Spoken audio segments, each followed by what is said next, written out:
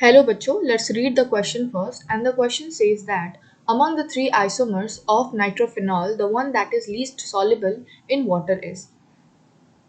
तो अगर हम इस क्वेश्चन का की कॉन्सेप्ट देखें, की कॉन्सेप्ट तो वो होगा intramolecular hydrogen bonding, molecular hydrogen bonding and intermolecular hydrogen bonding.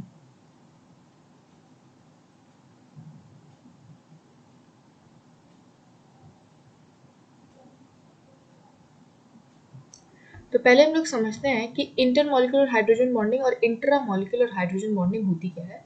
तो फर्स्ट हम लोग आते हैं इंट्रामोलिकुलर हाइड्रोजन बॉन्डिंग पे। तो ये जो होते हैं are those hydrogen bonds which occurs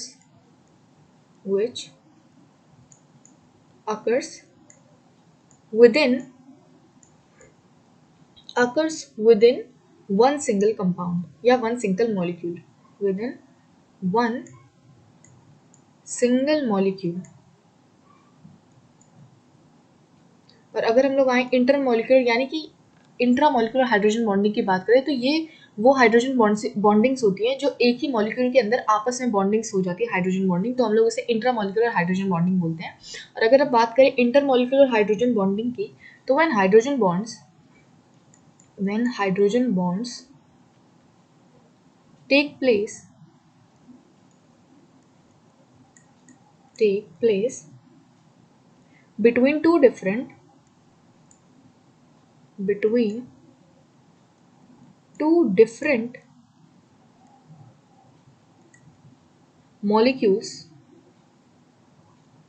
molecules of same or different compound or different compounds। तो इंटरमोलिकुलर हाइड्रोजन बॉन्डिंग वो हो जाती है जब हाइड्रोजन बॉन्डिंग बने दो कंपाउंड्स, दो मॉलिक्यूल्स के बीच में। वो दोनों मॉलिक्यूल सेम भी हो सकते हैं और डिफरेंट भी हो सकते हैं, लेकिन ये दोनों मॉलिक्यूल मतलब सेपरेटली होने चाहिए, अलग अलग होने चाहिए। अब अगर हम बात करें isomers of nitrophenol, isomers of nitrophenol, पहला आइसोमर हम लोग ड्रॉ करते हैं, वो हो जाएगा ऑर्थो नाइट्रोफिनॉल।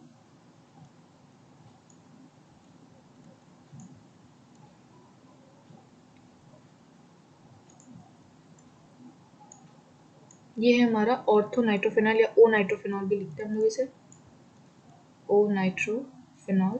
नेक्स्ट होगा हमारा मेटा नाइट्रोफिनॉल या एम नाइट्रोफिनॉल।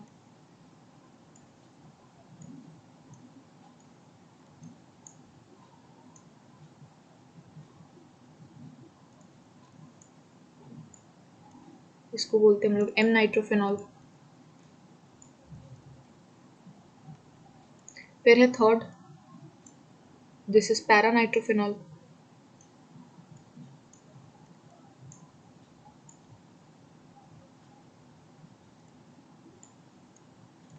ये क्या है, पी नाइट्रोफिनॉल या पैरा नाइट्रोफिनॉल, नाइट्रोफिनॉल। तो ये तीन आइसोमर्स हो गए किसके, नाइट्रोफिनॉल के, ortho nitrophenol, para nitrophenol and Meta nitrophenol. ठीक है, अब एक एक करके इन तीनों में हम लोग बॉन्डिंग्स देखते हैं कि किस तरीके की बॉन्डिंग्स हो रही है इनमें।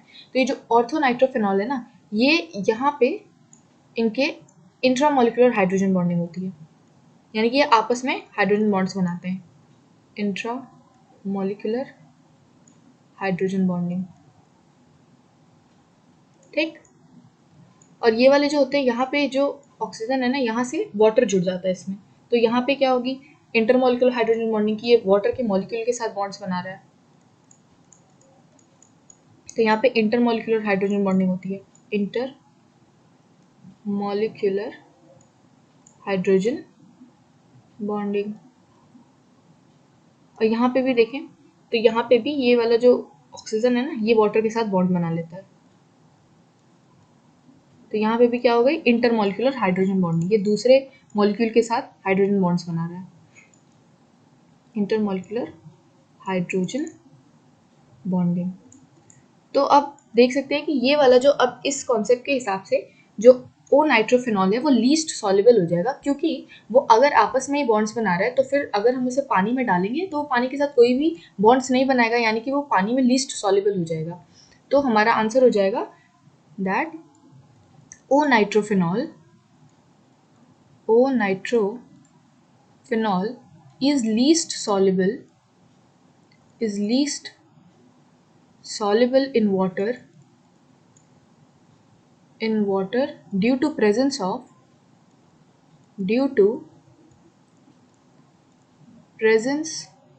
of intramolecular hydrogen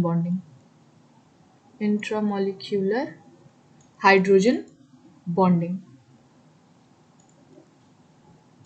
ठीक है। I hope you like the explanation of this particular question. Thank you and all the best.